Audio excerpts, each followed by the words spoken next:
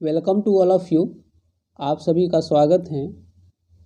तो हम लोग पिछले लेक्चर में फेज की डिटेल जान चुके थे, है ना। फेज क्या होता है इसके बारे में चर्चा कर चुके थे। आज हम लोग ग्राफ देखेंगे। Okay, graph between EMF and time और ईएमएफ के बीच का ग्राफ देखेंगे। Okay, electromotive force and time के बीच का ग्राफ देखेंगे। सो इक्वेशन अपना क्या है, E इक्वल टू, है ना, ये ईएमएफ है, ठीक है, और ये मैक्सिमम ईएमएफ है। So E equal to E naught sine omega T plus five if five equal to zero, है ना। जब फाइव की वैल्यू ज़ीरो हो जाएगी तो E क्या आ जाएगी, E equal to E naught sine omega T. Okay, but जब थीटा की वैल्यू ओमेगा टी ले लें, है ना, थीटा की वैल्यू जब हम ओमेगा टी लेंगे तो टी क्या आ जाएगा, है ना, टी क्या आ जाएगा। अब ये देखना, इसको RHS की टर्म को LHS ट्रांसफ़र कर दो और LHS की टर्म को RHS ट्रांसफ़र कर दो तो क्या हो जाएगा, है ना। तो क्या होगा, आ रहा हूँ, ओमेगा टी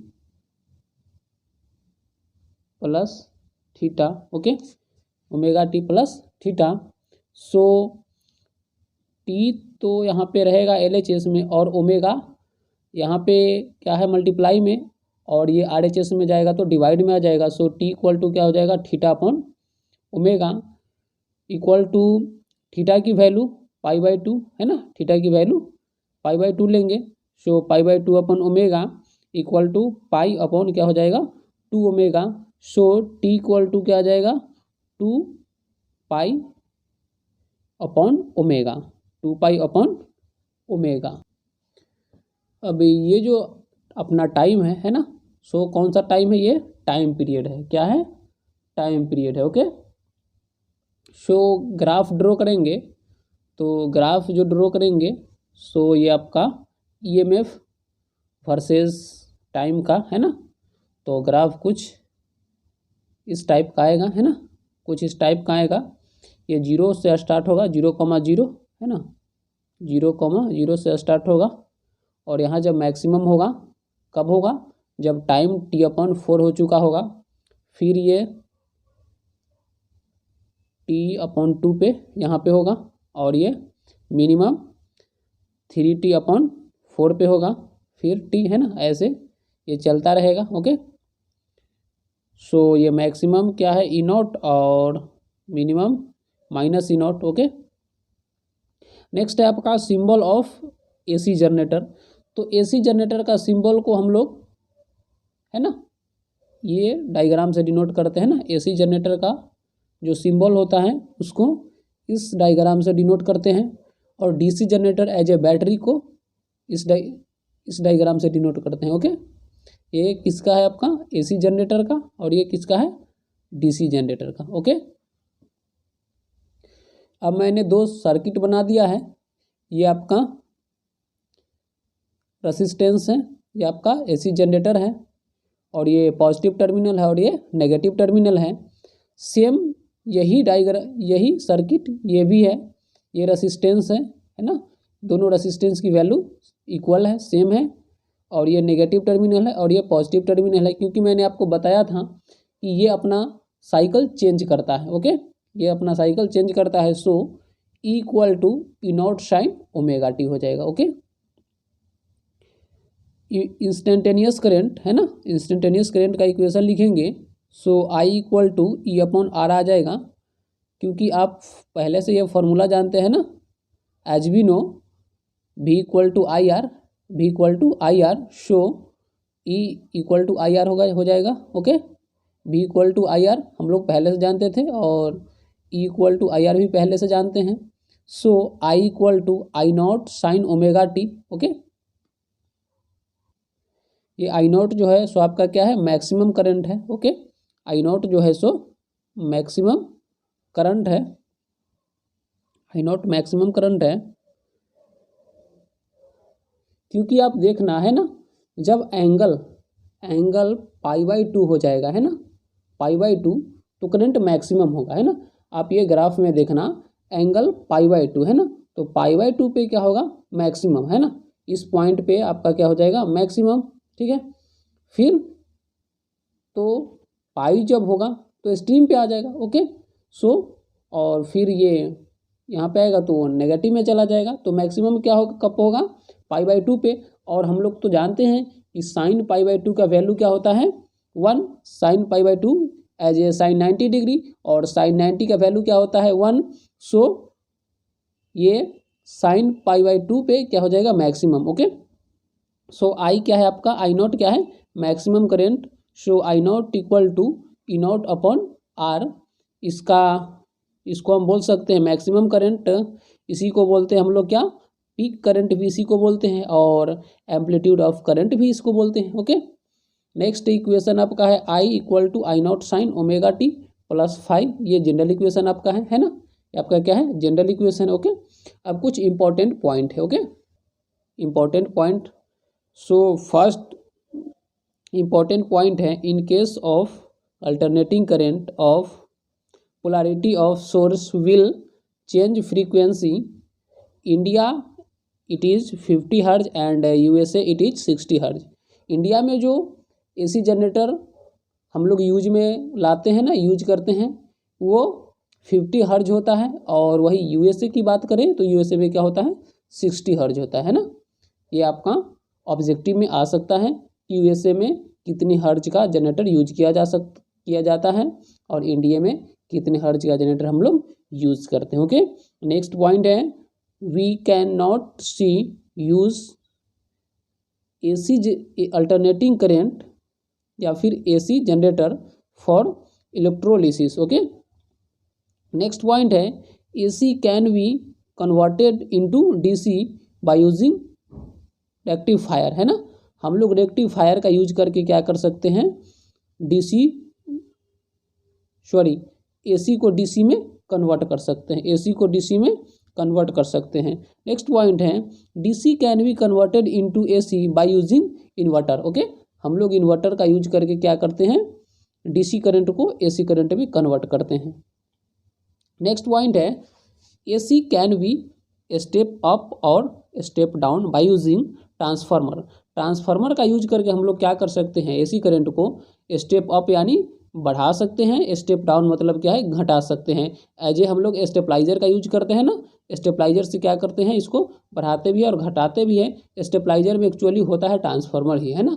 तो ट्रांसफार्मर क्या करता है, बढ़ाता भी है AC करंट को और घटाता भी है, okay.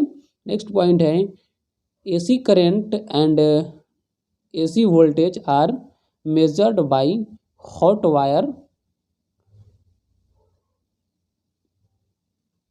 Instrument, okay. Next point है, at same voltage AC is more than dangerous, okay. अब आपका है, as we can see that the major and direction of EMF is changing frequency 50 cycle per second,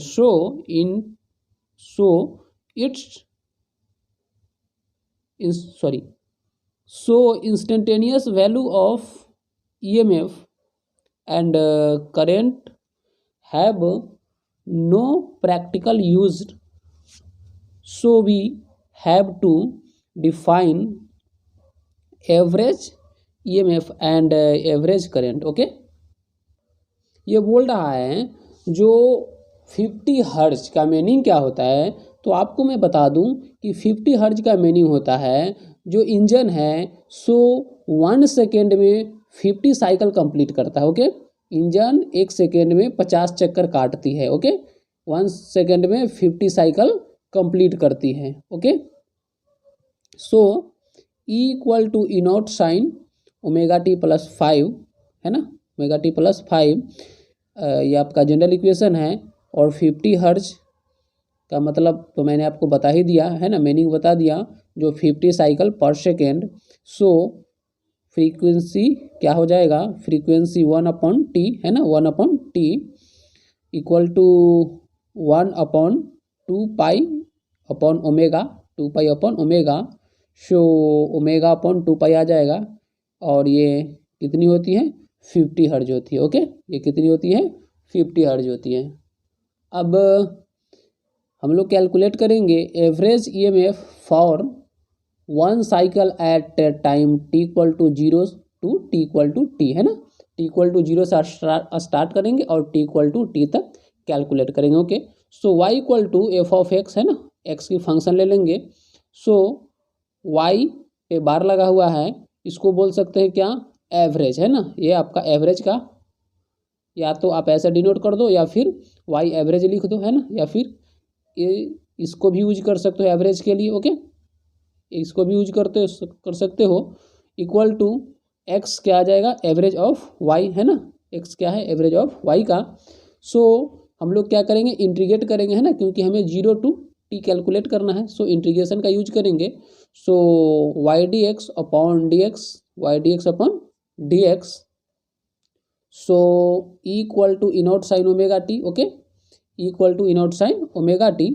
so E equal to क्या आ जाएगा F of T, है ना, time के function लेंगे एफ ऑफ टी, और टाइम क्या है जीरो टू टी कैलकुलेट करना है।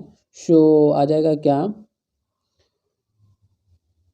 Integration of E d T upon D t, E d T upon integration d t equal to E naught sine omega T D t का integration लेंगे और limit zero से t लेंगे, है ना, zero to t लेंगे एंड बेस में आ जाएगा आपका डी टी और लिमिट क्या लेना है जीरो टू टी लेना है। ओके, सो अब ये आपका इनॉट तो कांस्टेंट है, कांस्टेंट टर्म को क्या करेंगे इंटीग्रेशन से बाहर कर देंगे।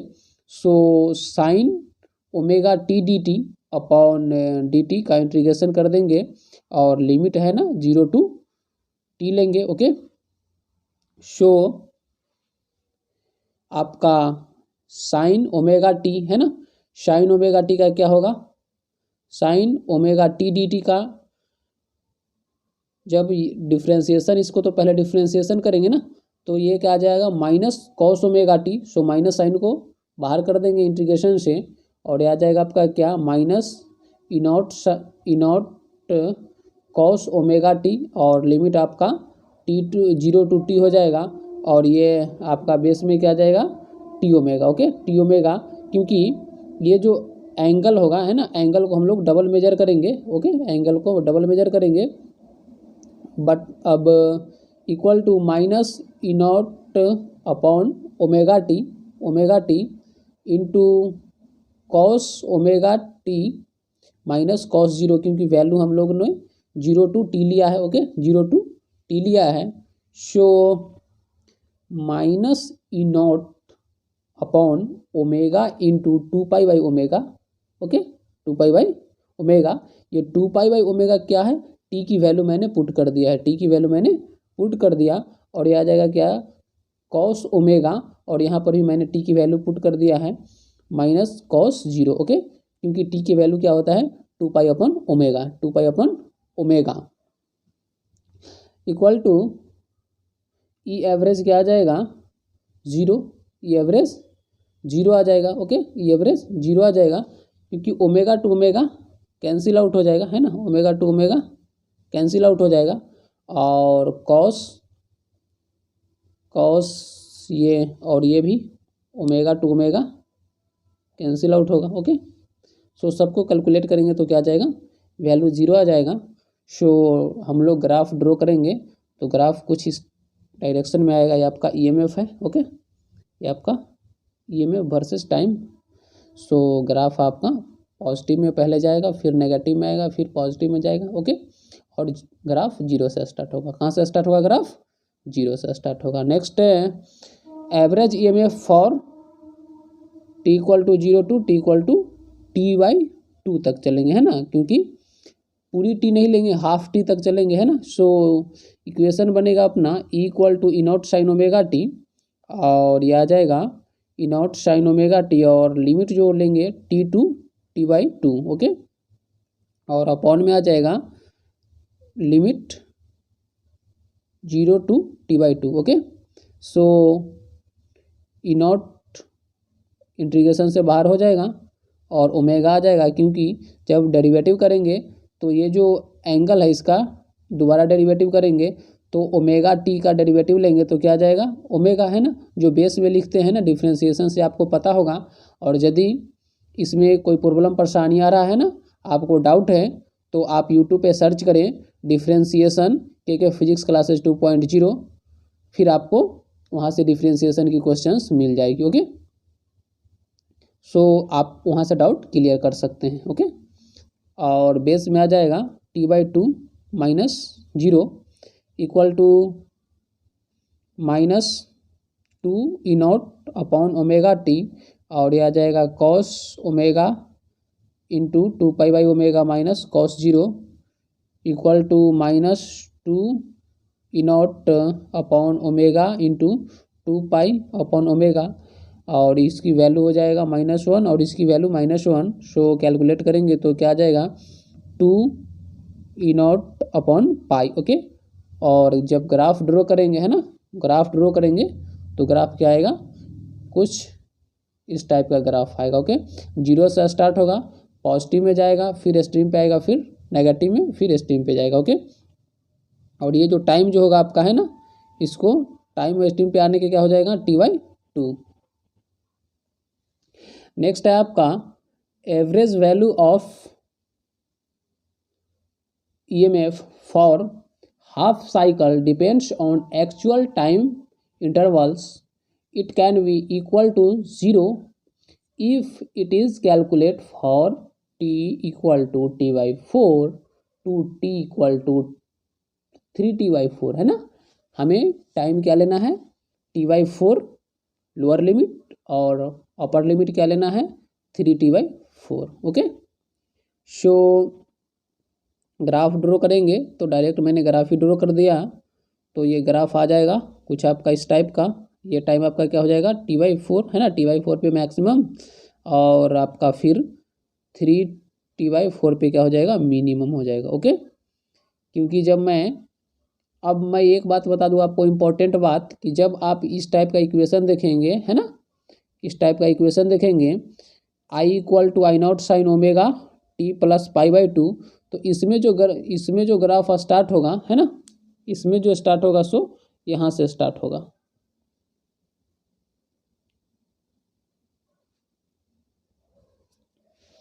सो EMF एवरेज क्या होगा t/4 to 3π/4 लेना है। ओके, 3π/4 नहीं है, 3t/4 है, ये t है, 3t/4 equal to 0। So I = I0 sin omega T, और इसका बात करूं तो जब ये फुल साइकिल कंप्लीट करेगा तो इसकी वैल्यू 0 होगा, बट जब ये हाफ साइकिल कंप्लीट करेगा तो इसकी वैल्यू क्या आ जाएगा 2I0 upon pi, 2I0 upon pi. In actual practical average of square of EMF is more important because we consume electric power which is proportional square of EMF and current। Okay, so इसको हम लोग लिखना चाहेंगे तो कुछ इस form में लिख सकते हैं है ना, E पर बार लगाकर स्क्वायर लगा देंगे तो क्या आ जाएगा, इसको क्या बोलेंगे square of mean of EMF। Okay, square of mean of EMF, but जब ई पे बार लगाकर स्क्वायर लगाकर उसको ब्रैकेट में करेंगे तो इसको बोलेंगे mean of square of EMF। Okay, इस पॉइंट को हम लोग न्यूमेरिकल बनाते समय यूज करेंगे। ओके, सो ई बार स्क्वायर, ई पे बार लगा हुआ है ना, रेकरिंग को बार बोलते हैं, ई पे बार लगा हुआ है, so square equal to E square dt upon dt, और लिमिट हमें कहाँ से कहाँ लेना है तो 0 to t। Okay, 0 to t, so ये आ जाएगा E0 square sine square omega t dt है ना अपॉन t, और limit 0 to t, so E0 square upon t, और ये आ जाएगा sine square omega t dt। Okay, so E naught square upon T, और ये आ जाएगा आपका 1 minus cos square omega T D T upon 2 equal to E naught square upon 2 pi, और इसका वैल्यू आ जाएगा D T minus cos 2 omega T D T, और लिमिट कहाँ से कहाँ लेनी है, तो 0 to T, okay 0 to T. So E naught equal to T, और ये आ जाएगा इसकी वैल्यू टी माइनस 0, क्योंकि अपर लिमिट टी है और लोअर लिमिट 0 है, ओके लोअर लिमिट 0 है, और ये वो ओमेगा टी जो होगा है ना, जो इसको जो मैं 2 ओमेगा है ना, 2 ओमेगा को डेरिवेटिव लेंगे तो ये अपॉन में जाएगा, बेस में जाएगा, और वैसे भी ये कांस्टेंट है तो इसको बाहर कर देंगे है ना, बट यहाँ पे मैंने बाहर नहीं किया अभी है ना। सो 1 अपॉन 2 ओमेगा, और ये साइन 2 ओमेगा टी, और लिमिट क्या आ जाएगी 0 टू टी। शो इसको कैलकुलेट करेंगे तो आ जाएगा E naught square T upon 2 T, और ये टी से टी कैंसिल आउट हो जाएगा है ना, टी से टी क्या हो जाएगा, कैंसिल आउट। सो क्या आ जाएगा, E naught square upon 2, okay. So इसको लिख सकते हैं अंडर रूट ई पे बार लगा हुआ है स्क्वायर, इसको क्या बोलेंगे, root of mean of square of EMF, okay इसको क्या बोलेंगे, root of mean of square of EMF, और इसको डायरेक्ट बोलूँ तो क्या बोलेंगे, आरएमएस है ना, इसी को हम लोग क्या बोलते हैं, आरएमएस रूट मीन स्क्वायर, ठीक है शॉर्ट फॉर्म आरएमएस। इसे हम लोग क्या बोलते हैं, ईआरएमएस भी बोलते हैं ना, ईआरएमएस को क्या लिख सकते हैं, इस फॉर्म में लिख सकते हैं, इस फॉर्म में भी लिख सकते हैं और इस फॉर्म में भी लिख सकते हैं, ओके। नेक्स्ट एक एग्जांपल लेते हैं। सो एग्जांपल है आपका 220 एसी है, 220 वोल्ट एसी है, इसको क्या बोल सकते हैं, ईआरएमएस 220 वोल्ट है ना, और ये आपका ईआरएमएस होता क्या है, तो E naught upon root two, E naught upon root two equal to क्या आ गया 220। शो ई नॉट की वैल्यू कैलकुलेट करनी हो तो क्या आ जाएगा 220 इंटू रूट टू, और 220 इंटू रूट टू की वैल्यू क्या होता है, तो 1.414, और इसको जब हम मल्टीप्लाई करेंगे तो अप्रॉक्स आ जाएगा 311 वोल्ट है ना, 311 वोल्ट, ओके। इसको हम लोग क्या बोलते हैं ईआरएमएस को, तो ये आपका होता है वर्चुअल ईएमएफ, ओके, या फिर इसको बोल सकते हैं इफेक्टिव ईएमएफ, या फिर बोल सकते हैं इसको इक्विवेलेंट डीसी वोल्टेज, ओके, या फिर आरएमएस, ओके।